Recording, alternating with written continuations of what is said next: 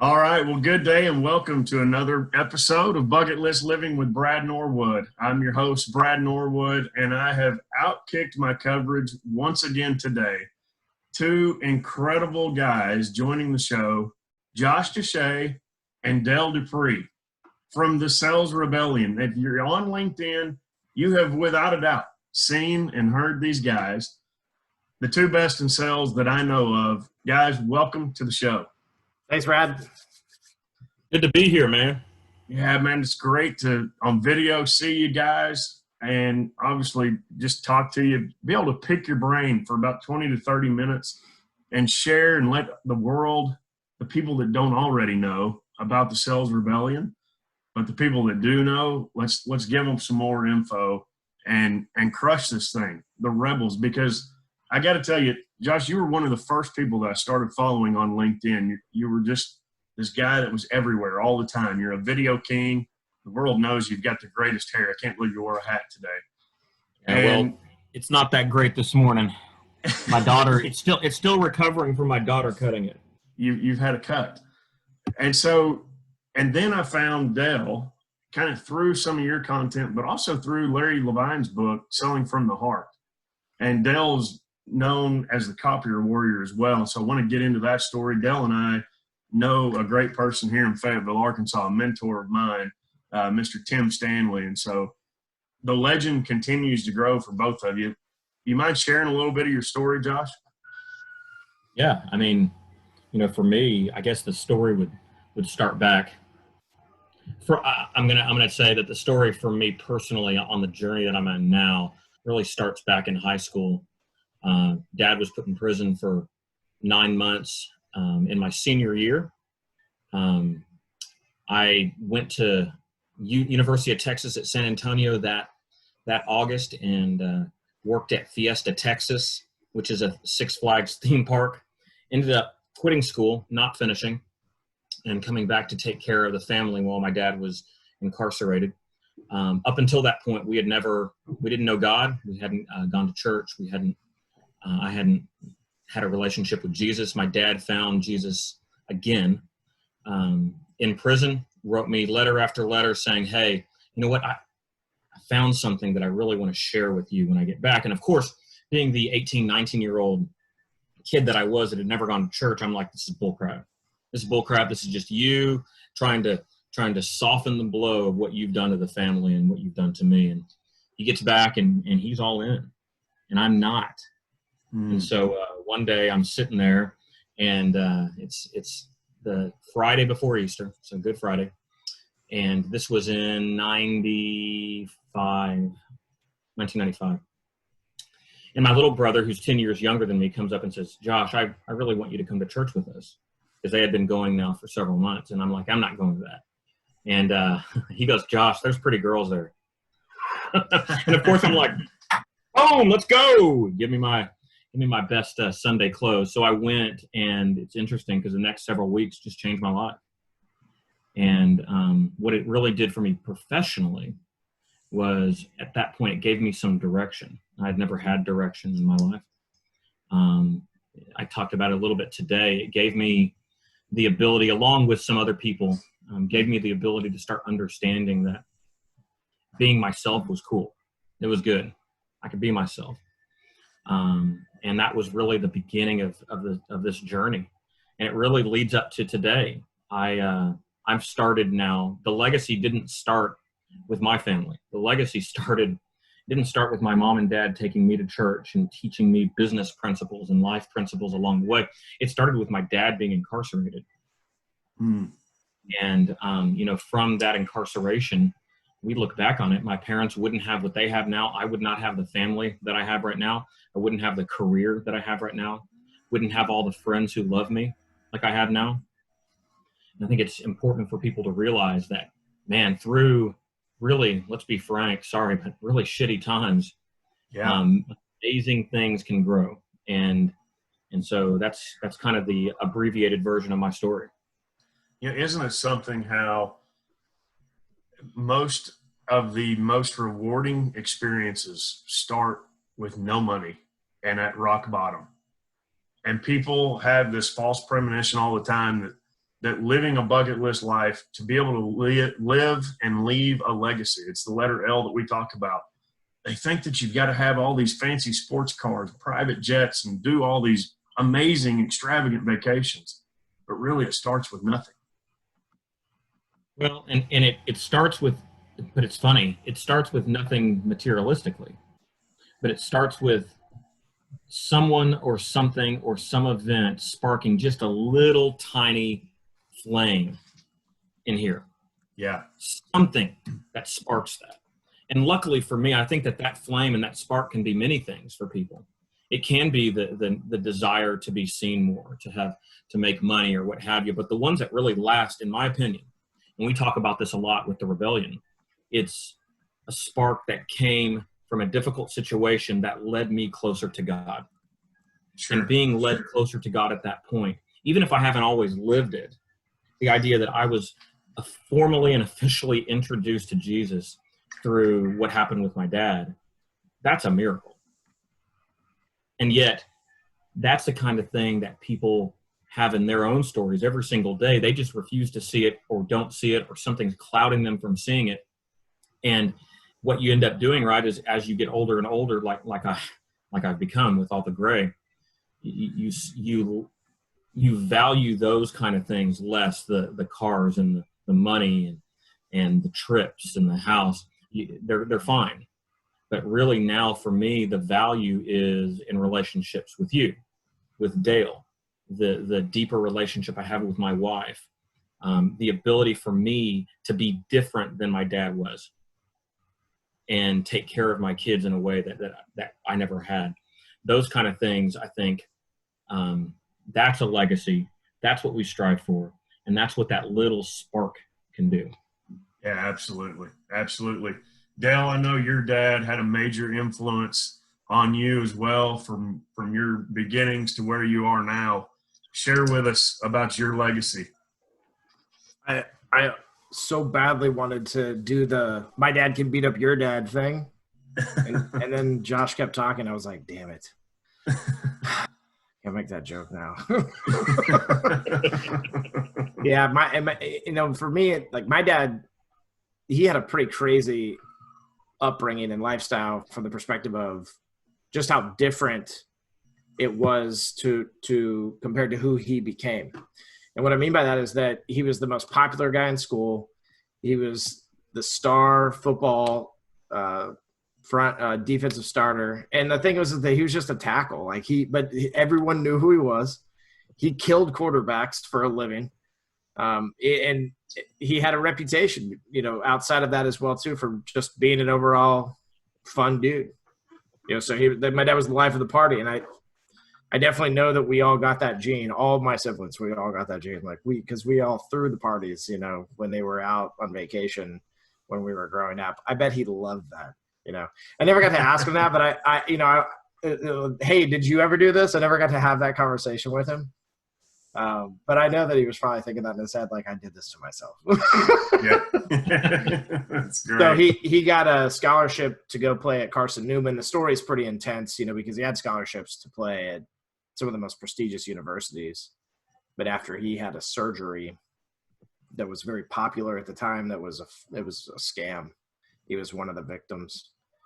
He ended up with just having a couple options left, and Carson Newman seemed like the right fit because they were still sending people to the NFL out of that college. And so he thought, this is where my path will take me. He blew his knees out 2 years in.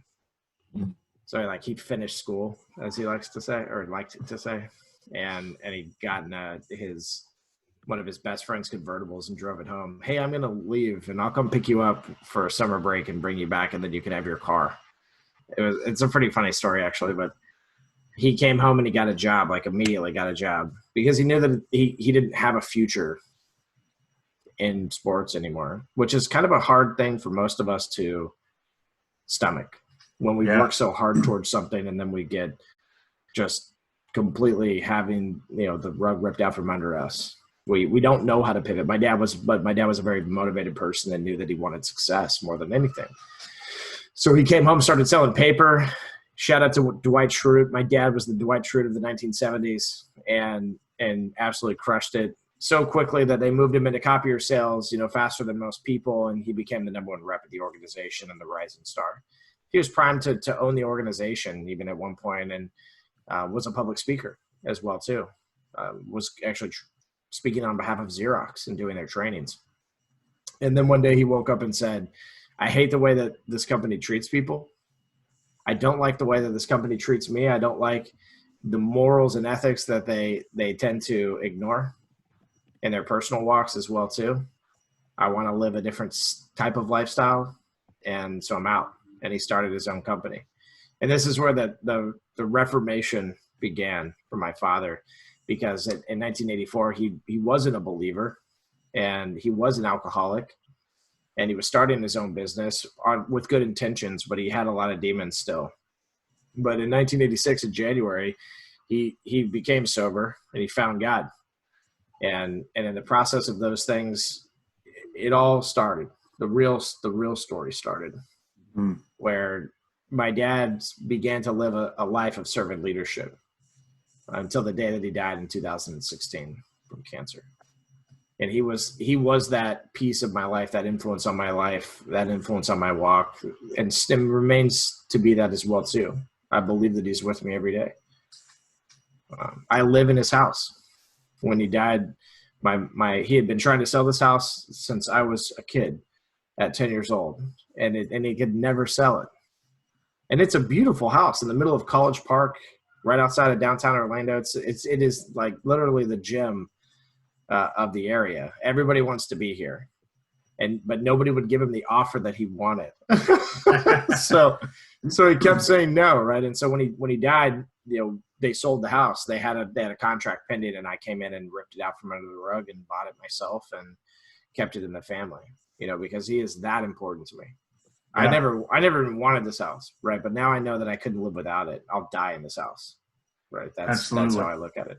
So it's not just taking the story. My thought on it is not just taking the story and understanding the legacy and telling it to other people, but it's living it, and it's also allowing it to drive you just the same. Because you can have a fancy upbringing or you can have a crummy one, but you can still end up in the same place that my dad ended up, which is honoring something bigger than your life and lifestyle, and making sure that also that you're remembered for something more than, the jealousy that people hardest toward you with your boat and your business, but true impact, right? And living and walking that lifestyle. Because again, those things aren't easy. It would have been easier for my dad to just go to the NFL, probably, become more of an alcoholic, never marry my mom, most likely, because of all those things. And I wouldn't even be here.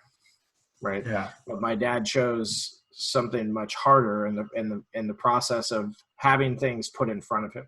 Because I still think he could have made different choices as well too, but instead he didn't do things that were brash either. They might be looked at like that when you look at his story, but I'm telling you right now that I never met a more confident man in my life than my father, but also a more vulnerable man in my life than my father as well too.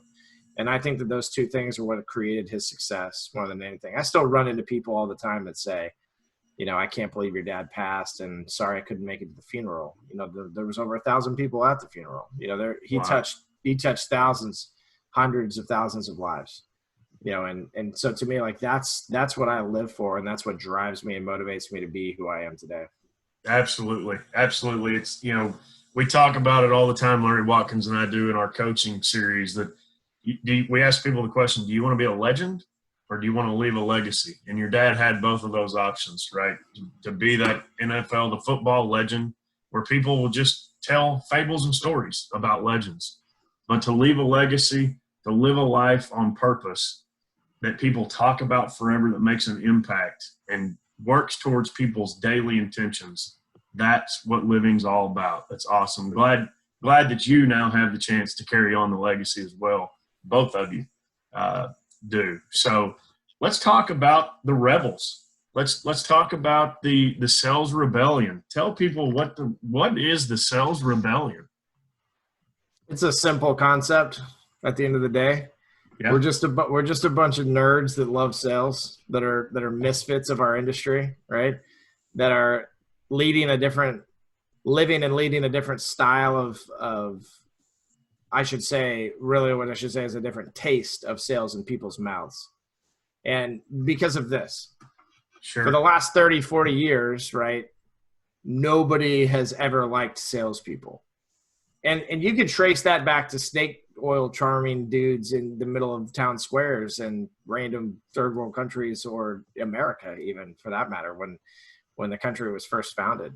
The thing that always comes to mind about salespeople is a movie called The Music Man that my mom used to love letting us watch. And for anybody that hasn't seen it, it's about a guy that jumps on a train and has a briefcase and pretends to basically go to cities and sell them something. And in particular, it's musical equipment. And so he pretends that he has people practicing with their hands, faking that they have an instrument in the first place, right? Because he has convinced people, so relentlessly convinced people that what he's doing is real, and that they're going to get all this band equipment and they're going to have this beautiful marching band, and it's going to give the kids something to do. And he gathers, the masses to believe in it and to get rid of the gambling and get rid of this. And he starts a movement, and then he crushes it, right? Now, oh, sorry, I was lying the whole time. Takes their money and moves to the next city, right? And that's to me, that's what sales is. Yeah.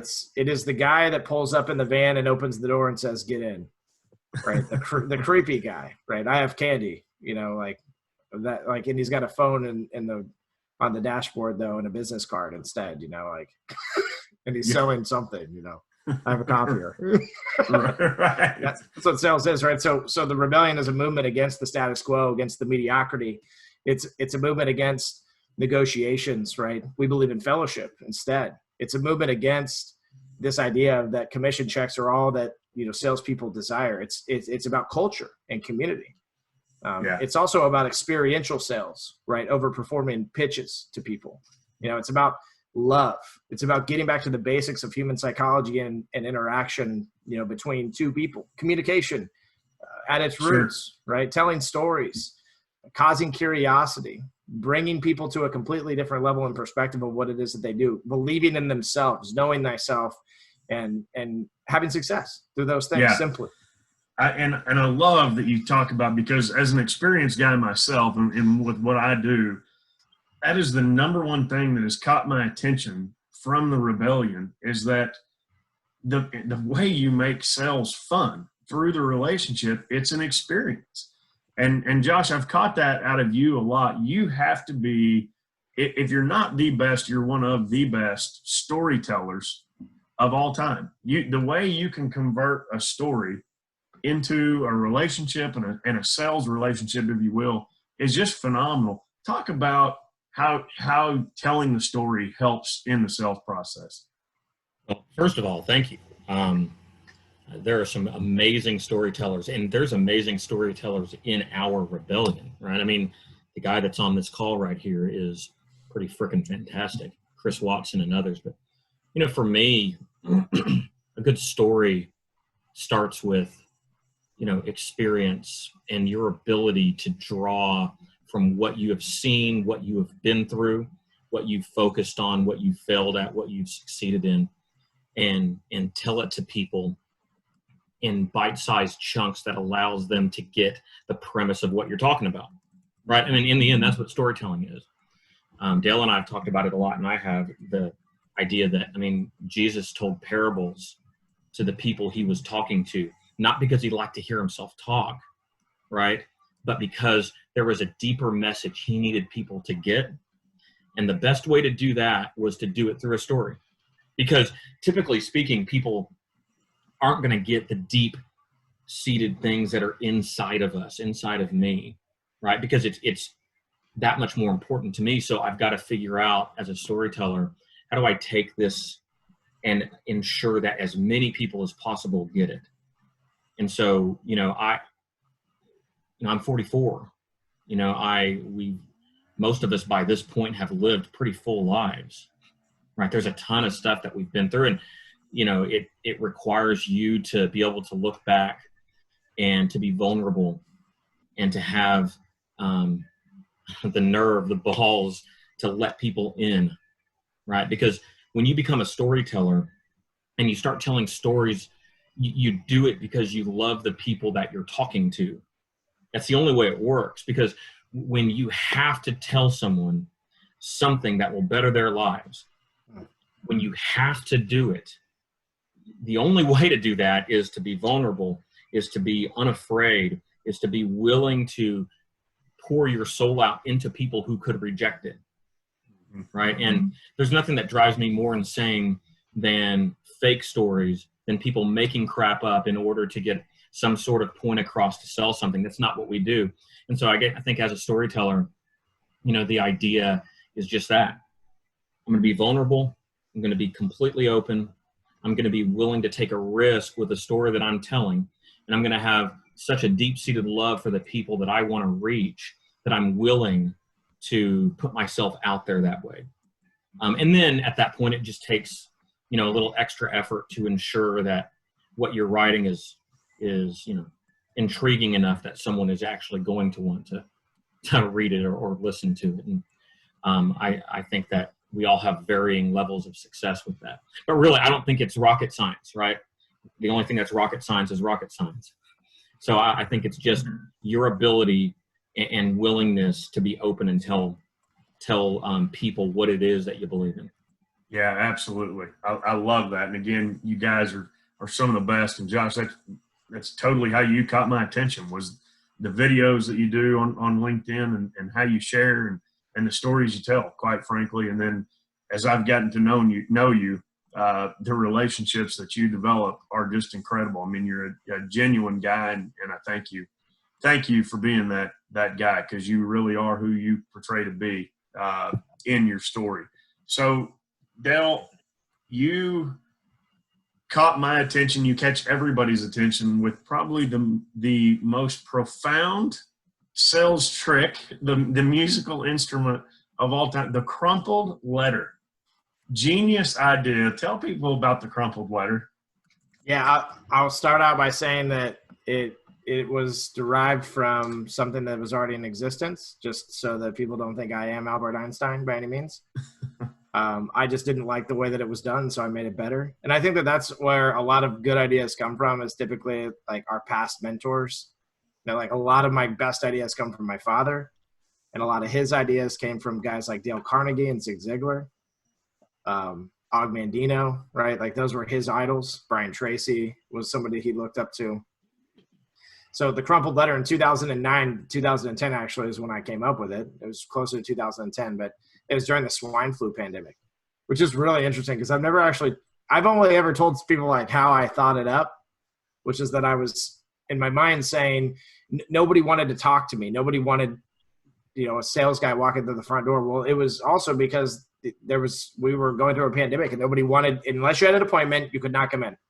Yeah. Was the bottom line. People were freaking out for a solid like 6 months. There was 1 million people infected during the swine flu before we declared a national emergency, right? Like that's real life. So, yeah. So the concept again was not just like, how do I innovate now, but also how do I create an experiential sales outreach tool? And the other piece of it being that we have a 5-letter cadence. And actually I'm adding 3 more to it right now, and 4 more digital letters. So it's going to be the amount of touches that people tell you that you need, essentially, in the marketing world. But I think I'm a little bit of a rebel, so I went with 12 because I think it's a little bit more than that right now. It's like 13 or 14 that people. You only need 1, though, ladies and gentlemen, listening to this podcast, if you do it the right way, you know. And so I had heard the stories of the foot in the door and sending the shoe, and to myself, I thought that those things are funny, but they're not relevant to what it is that you fix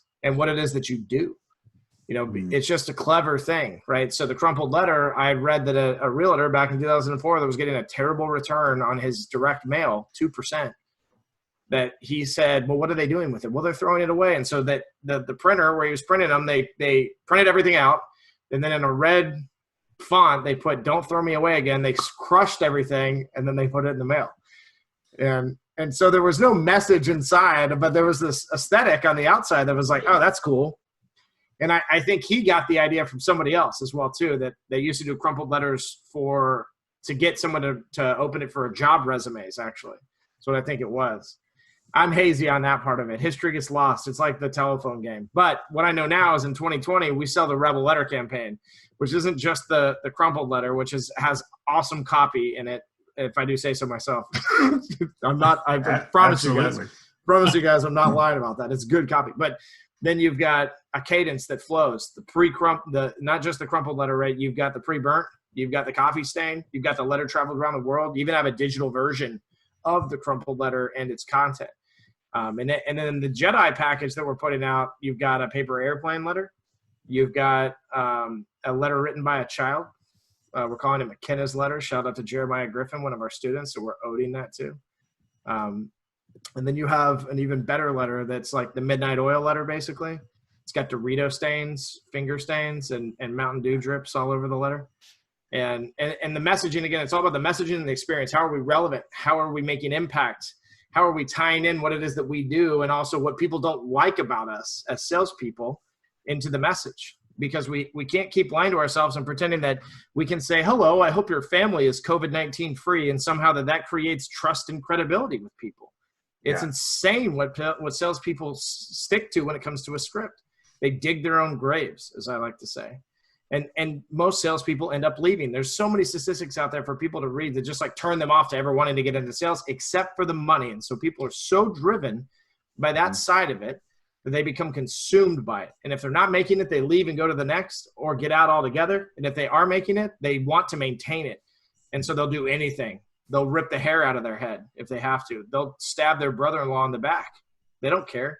And that's a culture that we have to get rid of. And so creating experiential sales techniques is a massive key to the success of the Rebellion. But we have more than just the Rebel Letter campaign too, Brad. We have the Rebel resumes and the Rebel business cards, and we have a whole bunch of different things that we teach sales reps to do from the perspective of causing curiosity and creating that relevance and impact on the front lines of their sales career. Because the big thing is that we do with the Rebellion is that although we have a lot of theories and standards that we abide by, we also just believe.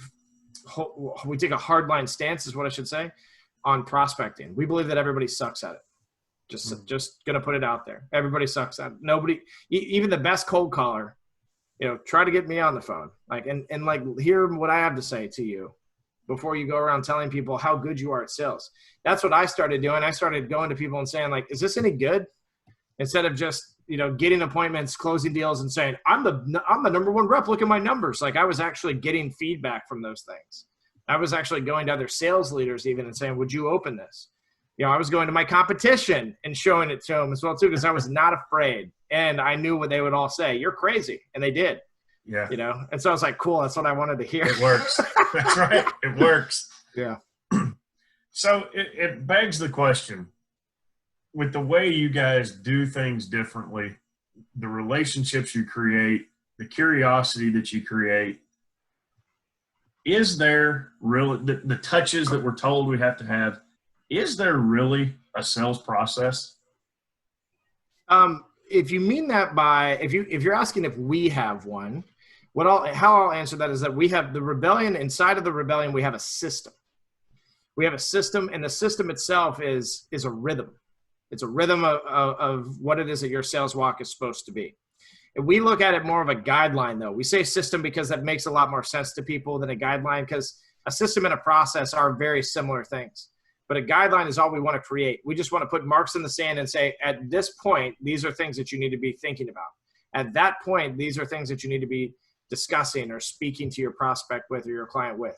But I believe that the sales processes and the systems of the old, that they're broken. Most of them are broken. And the reason is because someone comes to you and says, if you do these 10 things, you'll get the sale. Bull crap is what I say.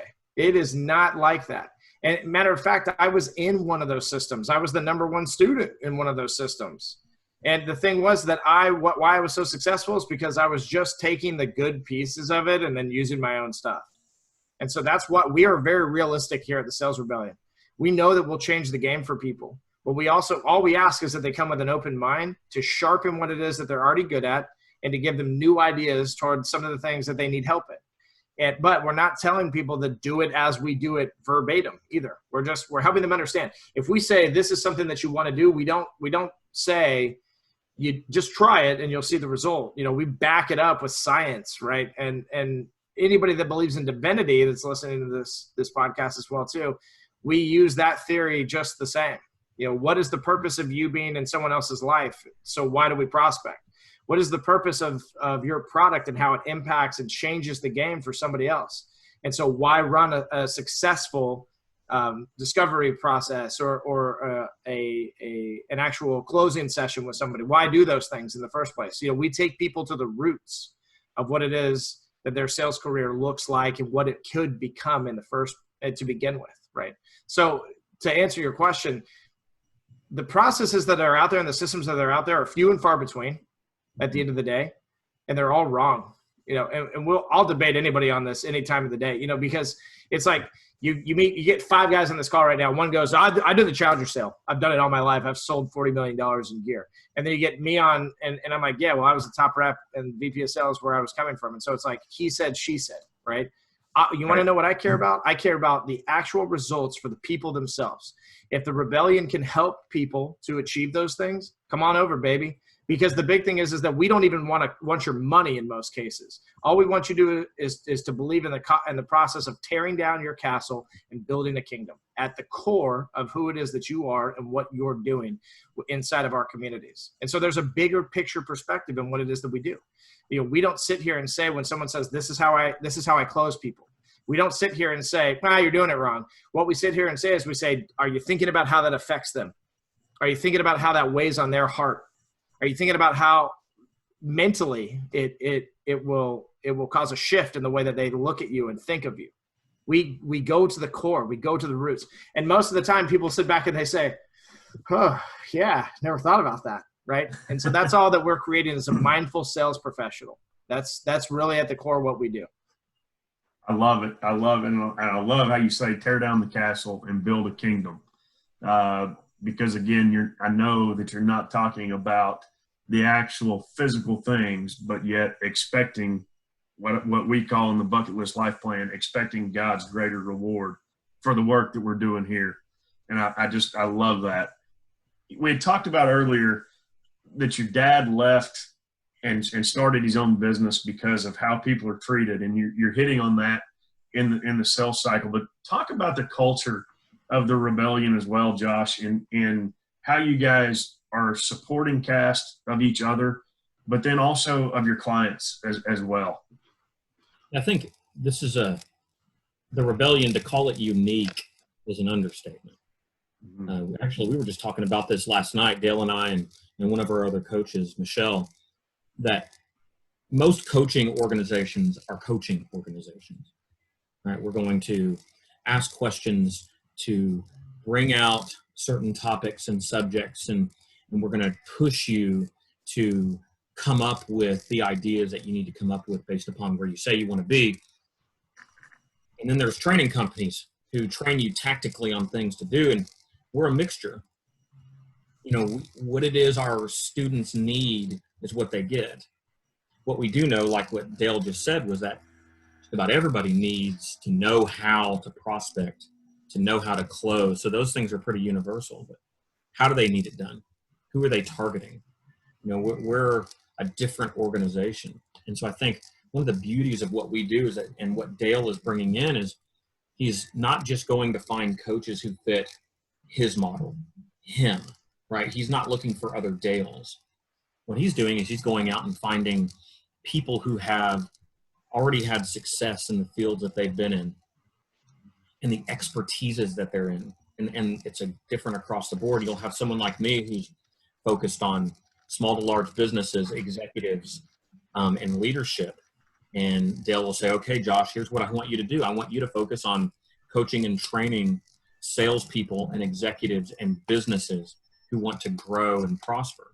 Whereas you might have someone else who focuses on storytelling more than anything, right? And so Dale has done a really good job of bringing in a really uniquely diverse set of people to do this, which I think is real brilliant. Again, because most organizations like this, the people who are hiring or looking try to find mini-me's, a bunch of people who will all say the same thing so that the message can be the same. So that, and that's not what Dale has wanted to do.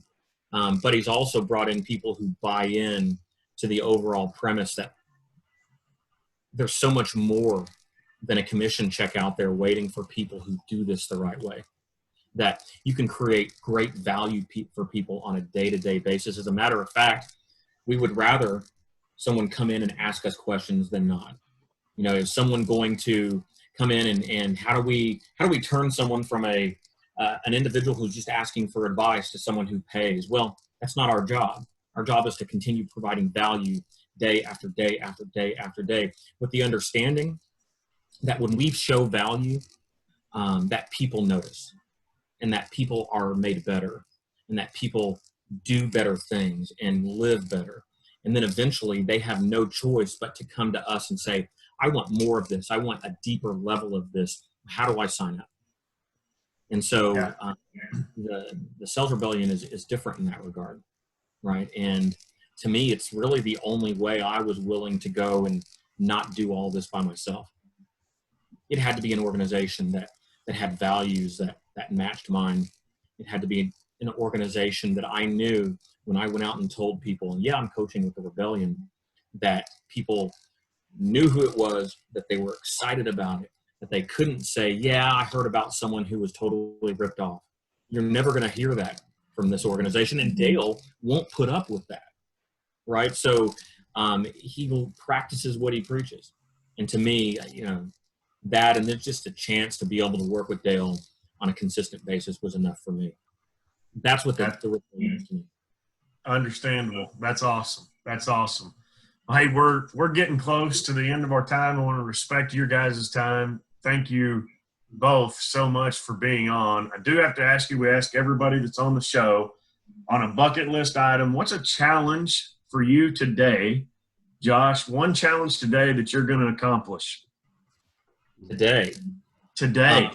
Outside of just getting up and getting dressed. You know what? Today, my biggest, I don't know if it's a challenge either, because it's going to happen. I wake up every day wanting to impact 5 people in really, really positive ways. And it sounds goofy and corny, but I don't like doing business now solely for my benefit. And that's changed. Yeah. I didn't do that way. So I know this, again, as much value as I can create, that's what I'm going to strive for. So mine is always 5 people. Who can I bring value to today? Whether it's through a phone call, whether it's through a DM on a LinkedIn, whether it's, we can't obviously shake people's hands these days, but that's my big goal. I love it. I love it. What about you, Dale? What's a challenge you're going to conquer today? Every single day, one of the challenges that I give myself is to give one person something that they didn't have before meeting me. I think I actually already did it today, unfortunately, for the sake of this podcast and saying that I'm going to do it. I think I already did it. I'll see when I get an email back in a little bit, but I think that everybody listening should ask themselves the same question every day as well, too. What's one thing that you're going to do for one person that's going to change the trajectory of the way that they look at their life? It's a big challenge as well, too. But if we're impacting people to that level, then we will achieve the level of fulfillment and success that we desire. Amen. I love it. I love it. Those that are listening and those that want to find you guys, how do they get in and become part of the Rebellion? Where do they find you?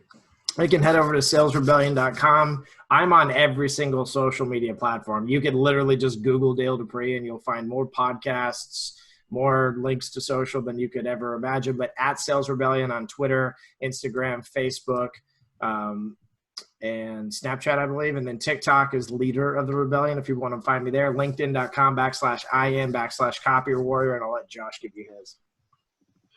Yeah, Joshua W. Desha on LinkedIn. Don't forget the dot. Don't forget the dot. Josh W. Desha. Is it Desha? I don't think it is. I'm pretty sure it is. If it's not, then you can have anything that you want from my life. Anything. My son, my dogs, anything you want. Hold on a second. Nope. Joshua W. Desha, no dots. Dang it! He's coming for your dog. I guess in my mind I want it to be a dot. That's what it is. I just want one of Like those grammar Nazi. I just want one of those cool, expensive shirts. This? You mean this? No, not that one. I like that one, but not that one. I'll go through your wardrobe. Don't worry.